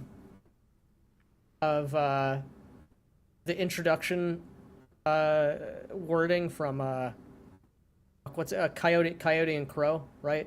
I think so. Remind me though. Oh yeah. Where it's like if you're not of native explicitly descent, telling you, if you're not native, need not apply it. Also, if you're not native and actually are an expert and know anything, if you actually do maybe care or are interested or compassionate or whatever about Native American history, don't use it. Yeah. Don't enter our spaces. Yeah. It's literally like, hilarious. Don't play our game. It's like, okay, I won't. So I wasn't going to, but Yeah. I saw it. I'm like, oh my god, I have to open this up and see how bad it is. Yeah. Coyote and Crow and Rowan, Rock, and Deckard are basically the same company, same values. Yeah. Other ways of knowing exactly. It's oh my god, It's so ridiculous. Crazy. But fortunately for stuff like that, usually you can see it coming a mile away, and it's trash, even outside of the. That's the thing is these people they don't make good games because. No. They, first of all, I think most of them don't actually even care about games, but like they're that's a big thing. Everything about their philosophy infects everything. You can't even make a fucking game. When you can't nothing have because you have no sense of fun because nothing can ever be fun. Nothing can just be fun. It has to be work. It has to be Ugh. Anything dramatic or creative or engaging implies and requires some degree of inequality or someone to be on the downturn, or someone or something needs to be there has to be disparity for anything interesting to happen. Precisely. And so we can't have that. Sorry, just checking the wage cage notifications here. Oh. Cool. All right. I think many of them have conflated erotic roleplay and bedroom roleplay between lovers and role-playing in the world of tabletop games. It's semi-real for them, I disturbingly know. so. Well, that's a whole other portion of the mind virus. Right. I know. It's because everything, like, they're at the same time, everything is hypersexualized, unless it's like normal, in which case it's right. like, what's the word I'm looking for? Like hyper puritanical, you know? Oh, well, right. Yeah. It's like there's it's like two sides where it's like they're hyper Puritans about rules around sex between heterosexual men and heterosexual women. Right. And then like none of that Puritanism for any other context. For any of the other and you must accept deviancy. and love and just right. think about and celebrate yeah. This all the time. You know, it's completely fucking crazy. Awful.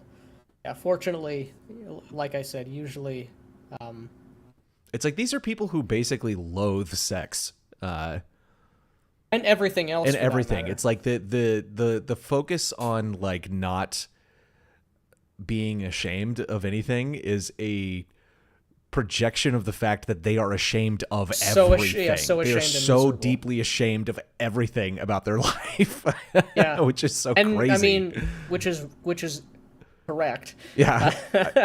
And I'm specifically talking about the social justice warriors in this regard. Oh, God. Yeah. But it's, I mean, it's like, oh, God, I can't, I hate it. I hate these people so much. Yeah. It is a weird. It's like people who have a weird industry. Like a healthy view of sex. Sex is not the primary focus of their life. Not the focus. Life. There's not much to talk about. There's other, a balanced lifestyle. Yeah. If you have an unhealthy view of sex in either direction, it's good. You end up just being the most annoying fucking person that no one ever wants to talk to. Yeah. Because you're weird. Canuck is unfortunately, I think very right. That will be next.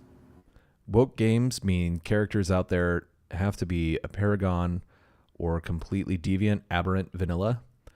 Escapism, not representation. Entertainment over activism. Organic inclusion over forced diversity. Hashtag RPGgate. Yeah, I mean, I agree with all that. I mean, that's activism. I fucking hate activism. It's so annoying. Right. And I come from, like highly motivated political circles as well. And I hate them. And I hate the people who agree with me too. Like, you guys are annoying. You're so annoying. Oh man.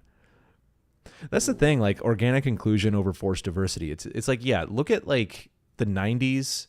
Basically around, I think the mid 2000s is when things did actually get kind of whitewashed. Like there was less diversity in media. And I think primarily, and this is probably I think it's primarily because of China, because the Chinese market for movies and TV opened up during that time and continued to expand and expand and expand. And this might actually shock some people, but Chinese mainlanders are super racist by Western standards, like super racist.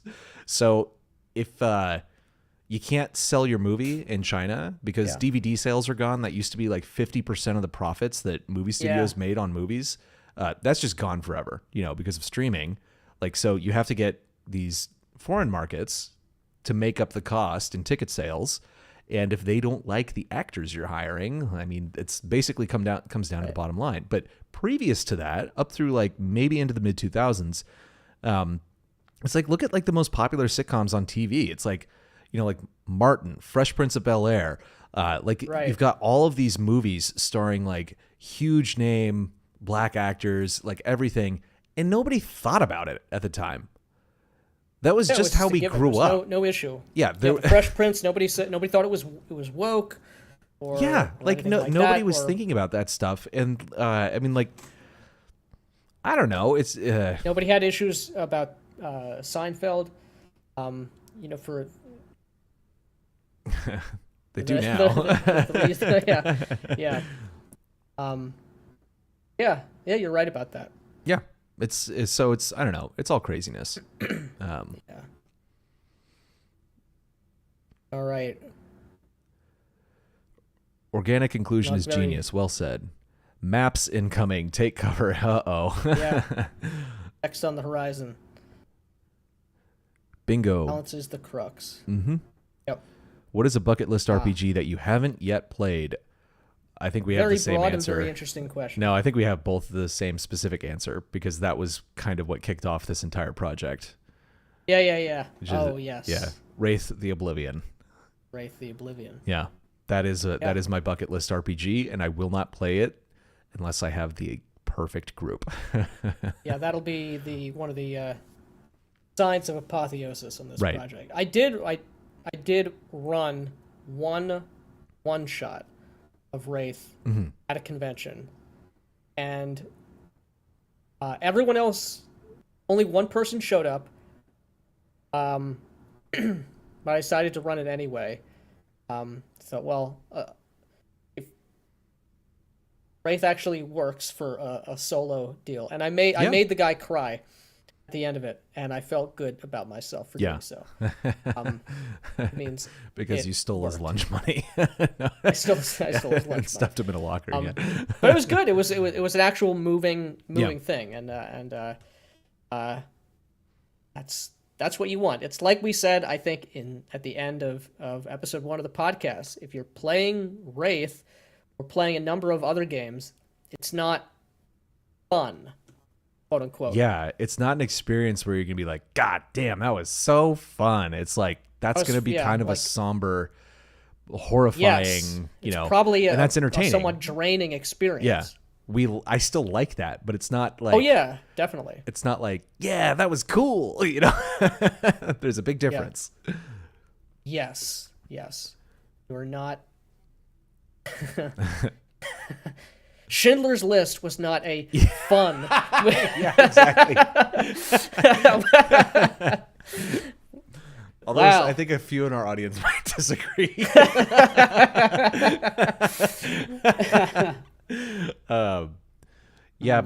It's Wraith is definitely that's the game for me that I've always wanted to play. Yeah, that's a bucket list. It is a bucket list game for me. There are others, but that's up there. That's up there, among the top. Yeah, it's definitely top for me. Like I don't know any other game that I want to play that badly. Yeah, me neither. I don't know if I'd want to play in it or run it too. I think I might want to be a player. Yeah, I mean, I'm not sure though, because I do like running games, because I get to play the whole time if I'm the GM.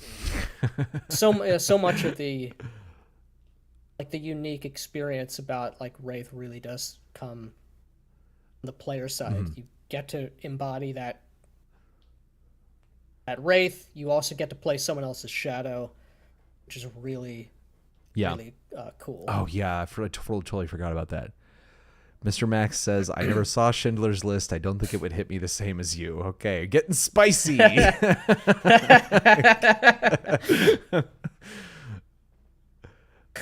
Only games with minis are fun. What?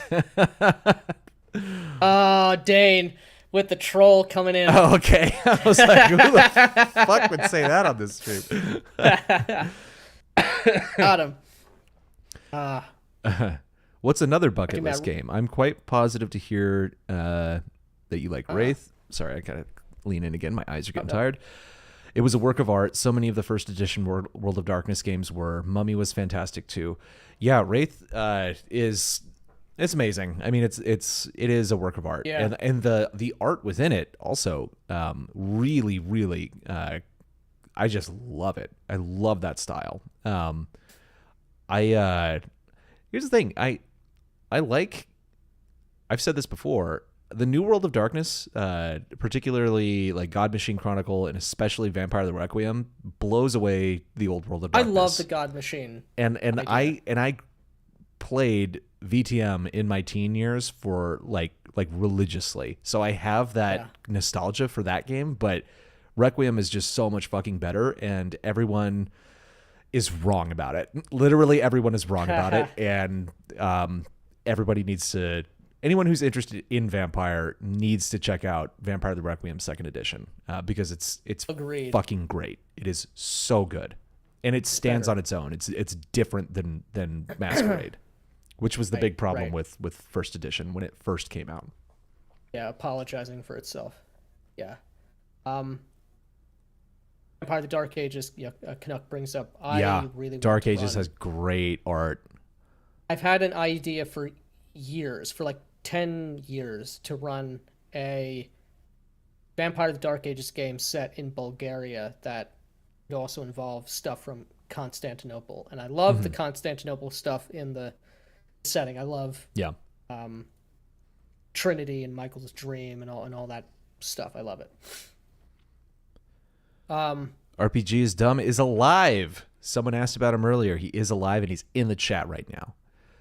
Bucket list game, a true Pendragon game, playing in the Great Pendragon campaign from beginning to end, starting with I was thinking Uther exactly and ending that. with the end of King Arthur. That'd be pretty cool. I've never read Pendragon, but I've heard it's great. I really want to. I mean, I would really like to play in it, but I really want to run the Great Pendragon campaign. Unfortunately, I've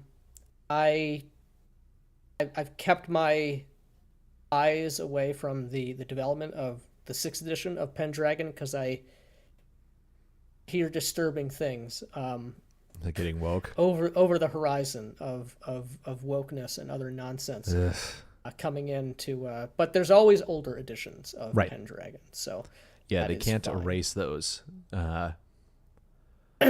Much as they would like to. Yeah. Yeah, Pendragon would be something for me. What would I want to play in? I mean, other than Wraith, a bucket list game. I would really like to play. I mean, I'd like to run it too, but I'd really like to play in and immerse myself in an Empire of the Petal Throne game. I would really like that. Something to consider at some point. Oh, I have another one. I want to play or run Promethean. Ooh, yeah, I love Promethean. It's my favorite of the new lines. Yeah, that is a really cool game. I'd run that. Yeah. Hell yeah. Okay. Even in T Pendragon 5.2, they included female knight in the core book. Yeah, that's lame. Yeah. That's although I mean the myth of like game. There's myth of female warriors, like that archetype does exist. Yeah, you can have it as a spice, but I think again, a female knight works best as like a one-off NPC. Right. It's or like Joan of Arc. Something that's like like a Joan of Arc or That is something that I kind of like about Lion and Dragon as well, is that like the sexism of the time is very real in that game, and if you play a female character, you're going to face that very much, but he still provides ways in which like you can have female characters that can play in any class, especially it's like clerics. Basically, it's like since the miraculous nature of what the clerics do is like you are chosen by the unconquered sun. So there is that makes sense. They are essentially equals, but still in terms of like who would be given command, you would have to, as a woman, you would have to be so far superior to everyone else to get that position. If there was a man who was like relatively as competent as you, like he's getting the position. Right. And they also allow like Scotsmen, like if a woman could beat up a man, then she was considered their equal. And so you can have like the female barbarian. That's, a rarity. Yeah. Female thieves of every social class, witches. If you want to play a magic user, you might not necessarily be, you're not going to like Oxford or Cambridge to learn and study in the collegiate, it's handled very well. And I like authentic settings and having some sense of reality, not just stapling on the values of the last 5 years into right, ancient myth and fantasy and all this. I hate that. I really hate it. Again, it's taking the world seriously on its own terms and using the premise and the circumstance of a setting, taking those to their logical conclusions. Yo, we got totally Gibbs in the chat now. Always late, Gibbs, but here nonetheless. Howdy, dudes. How's it going, man? Crispy, I enjoyed your roleplay session with Abe. Oh yeah, they mentioned that on Shauner's stream the other day. I watched a piece of it. I haven't. I didn't have time before we started this, but it looked really good. I want to play Promethean. Where do I sign up? Well, I don't know, man. We got there's only so many games we can play at the same time. All in good time. Yeah, the project will be here for a long time, so we got plenty of time. Wasn't Orpheum related to Wraith? I've never read Orpheum. I think it was Orpheus. It was that's the New World of Darkness, I thought. Or no. No, you're right. Geist was the new. Geist the Sin Eaters. Yeah, it was the new one. Which I never got. It was like an add-on. Yeah. I don't know anything about Orpheus, other than that it exists. And we gonna go to Hogwarts to learn that magic. Screw Oxford. Yeah. No, what you really got to do is go to Strixhaven. Strixhaven. Yeah. Go to Strixhaven, cut your balls off. Use it as a reagent to lower your T levels. The higher your mana pool is. Everybody knows that. Like the midichlorians of like high fantasy, where all your T molecules were the magic molecules come in. Yeah. It seems like most new games are bad young adult novels written by very broken people that have bad relationships with their fathers. Yeah. That's a very accurate and succinct appraisal of the situation. That's exactly what it is. Yeah. Yep. The most Chad wizard. Right. Absolutely. A lot of things on the horizon for sure. What's nice, we have a lot of people who are interested in a number of different games here. Yeah. Food for thought. I think, like, honestly, the next game I'm gonna buy is probably gonna be Castles and Crusades, just because those books look fucking great. Nice. Like, I love the books are really, really nice. I really they like have the a art. Really good they seem like good people. They have a really nice Twitch channel. I think the head, I don't know what his title is, the editor-in-chief or the founder of the company or the head writer, I don't know. I know he does stuff fairly frequently. I think they do a lot of stuff for veterans too, which is nice. I think and it's just good stuff. Art is good, the world building is good, the mechanics are good from what I remember. Haven't Does it have ascending played AC? Too much of it? Yes. Okay, good. I'm almost positive the answer is yes. I'm just going to say this right now. Ascending AC is the greatest technological advancement in Dungeons & Dragons since its inception. Descending AC is dumb and annoying, and it just bogs things down. I know how to. I know how THAC0 works. I know how to calculate. I don't fucking care. I just don't want to. Number go up, harder to hit. Number. That's what I want. Number go up. Number go up. All right, just make number go up. Yeah. Crap phone. That is definitely something I want to be doing with this project. He says, do a series of live play of really obscure old games and maybe those on your bucket list. Yeah, for sure. Yeah, definitely. I don't know if we'll be doing like obscure old games. I think a lot of games are obscure by virtue of them being old and not. I think really it's just that Cyberpunk is fairly obscure. I think certainly to the mainstream. Right. Well, if the video game didn't come out, yeah, for sure it would be. Yeah, I mean, I think we're just gonna play games that we are interested in. So if they end up being obscure games, then those will be on here. One of these days, I want to run. I have to find it. I want to run Ghostbusters. It's dumb, but it is tradition. I embrace tradition. I embrace good traditions. Yes. Maybe run a game where if the player dies, they get kicked off the game for good. I don't know.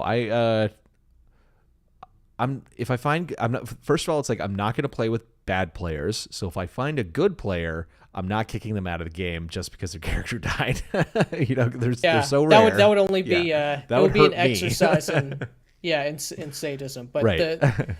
which is not without its pleasures, but would require actually interacting with normies to set up the ruse. Descending AC was book wrecking. There are so many elegant modern reworks of those rules. Yeah, exactly. And like, there's no going back. LOL Palladium Ghostbusters. That'll be awesome. West End Games. I don't know anything about the system. I just like Ghostbusters. If I'm playing First Edition or BX, I will THACO or Attack Matrix. If I'm playing OSE or another OSR, I will use Ascending AC. Ascending Armor Class. Because it's not a traditional game. Yeah, I get that, but like I'm just I don't know. I don't like it just seems very anachronistic to me at this point. I don't see the benefit of it. And I see the massive annoying downsides that it just bothers me. So I'm not going to do it. Jack Chick, Dark Dungeons, Black Leaf is dead. Jack Chick, greatest writer of the 20th century, greatest cartoonist. That would be fire, actually. Check out Ninjas and Super Spies, a Palladium game from back in the day. I used to have that book, inherited from my brothers. Yeah, let me see what we had. We had Ninjas and Super Spies, Mutants and Masterminds. We had a bunch of the TMNT books. Like we had Mutants Down Under. I know that there was one where it's like the turtles are fighting the Foot Clan on top of like the cover art on top of like a semi truck on the freeway, like as it's driving, and they're like cutting them up. There's like blood everywhere. We had, I think, the Palladium core rulebook. I don't know if it was a core rulebook, but it's the picture where it's like just the ground is made of skulls, and there's like one knight with like a flamberge sword, and there's a giant dragon coming after him. My favorite type of sword. Yeah. What else did we have? We had a bunch of AD&D second edition stuff and a first edition Dungeon Master's Guide, which disappeared, and I don't have anymore. But I have a reprint coming. I was really hoping it was in this box that I have. I searched it and it wasn't there. I was very disappointed. I'm really curious about the Palladium rules system. I almost got to play in a Rifts game, but that game fell apart before I moved to where I am now. I had an idea for like I forget what the terminology is, but I think I had flipped through the book, and he was like a ripper doc or something, like a cyberware doc, and I wanted him to be like an on the down low black market organ trader. Nice. But alas, that character never came to light, at least not yet. Does the Ghostbusters game involve running a franchise in a new city, or is it out of the firehouse in New York City? It has to be out of the firehouse in New York City. I would say maybe the game would evolve to have, because obviously Venkman would be all about franchising the Ghostbusters. Yeah.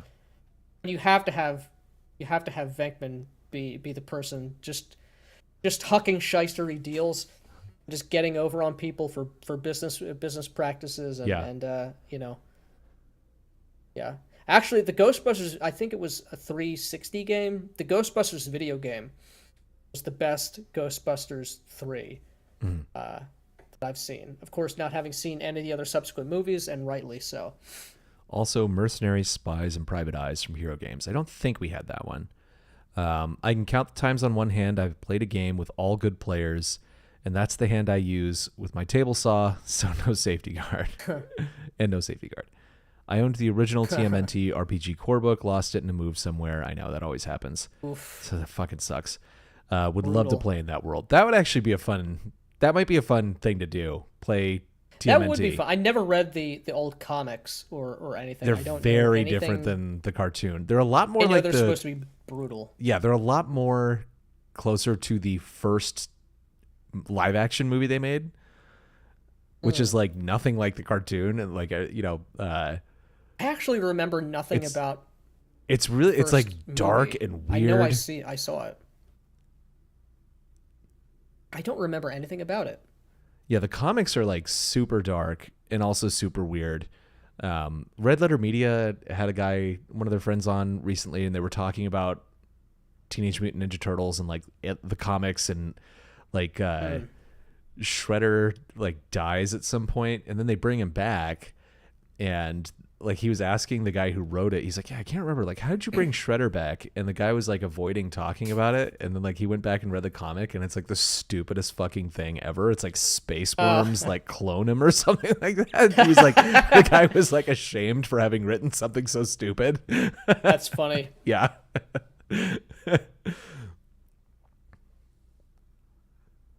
Yeah, Dane, yes, the one Atari did. The first one was good, yeah. Freddie Williams. I'll have to track that down and watch it again. The second the studios made them lighten way up. Yeah, that was the thing. Yeah, it got very goofy in the second one, and they wanted to sell more toys, which they did. Is that the one where they go to Japan? No, that's number 3. Number 2 is Secret of Use.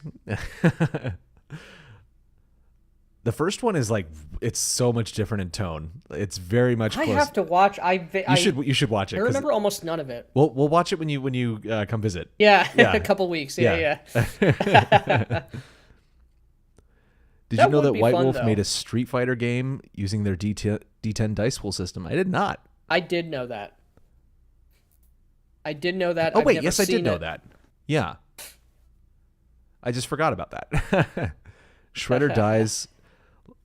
What's it say? Shredder dies like at the end of the first comic. Yeah. And then they bring him back. Turtles in Time, number 3. Yep.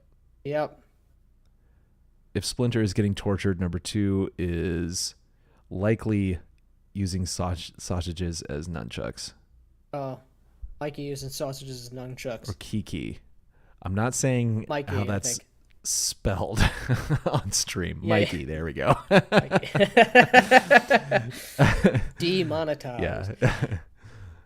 Did you notice that in the 90s, all Rebel Bad Teenage hideouts all had the skate parks and arcades? Yeah. Awesome. Yeah, I know. It's like the teenage dream. Yeah. Oh, snap. Did you play Aberrant? It was a great game from White Wolf. They did superheroes in their signature style. I did not play Aberrant. I still have an affinity for. I ran a number of games for a number of years at Gen Con using, not Aberrant, Scion. Yeah, I have played like Scion. The world. I really Scion's like pretty it. cool. I liked it too. I haven't seen cool. second edition. I'm assuming they probably made it like super woke, but I can only imagine. I saw it for Path. sale at the game store. I just didn't. I don't care. Yeah, I think I still have. I ran a very bad game. I might have to Scion. get it from Lou. But it was cool. I mean, it was sort of like a modern myth version of Exalted, like that sort of power level of characters, because you're demigods. You know, you're the sons and daughters of literal gods. Cool conspiracies, and I like that it continued the storyline and it can scale up. Of Aberrant. It can Scion, scales from hero level to demigod level to god level, so you can play very different styles. Yeah. Of absurd levels of power. Anyhow, we're coming up on about 2 hours, and I got to check in on the wage cage and then go to bed, so I can do it all again tomorrow. Do it all again tomorrow. Yeah. Hell yeah. Anyhow, thank you all for coming by. Really appreciate the conversation. Yeah, podcast will be back next week. And we'll be the following, not this Saturday, but the following Saturday, we'll be playing Cyberpunk again. Episode 2 of Cyberpunk. Yeah, episode 2 of Cyberpunk. We'll also be on Natural Ones, I think on Monday. I'll confirm that, and we'll schedule and whatnot. So yeah, that's all we got. You guys have a great night. I'm going to stop the stream now. Take care, everybody. Bye-bye.